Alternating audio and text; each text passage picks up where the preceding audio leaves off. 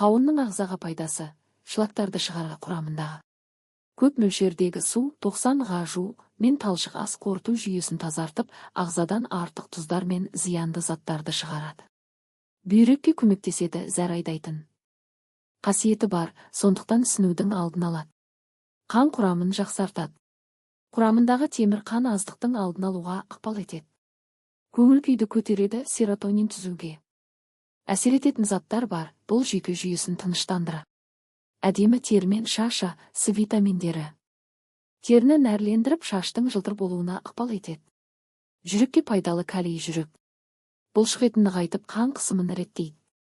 Құрамындағы пайдалы заттар: витаминдер А, С, Р, 1, 2, 6, фолик қышқылы. Минералдар: калий, магний, темір, кальций, фосфор. Талшықтар ас қорытуды жақсартады.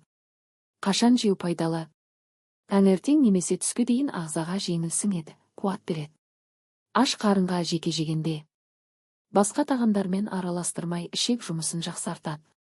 Ыстық күндері шөлді басып, минерал теңгерімін қалпына келтіреді.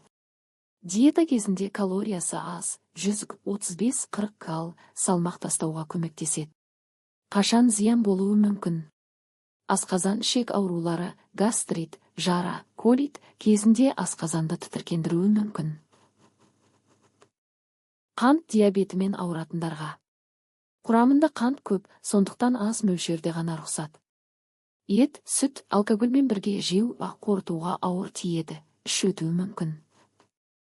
Кешкісін көп мөлшерде жеу асқазанда ашытуы мүмкін.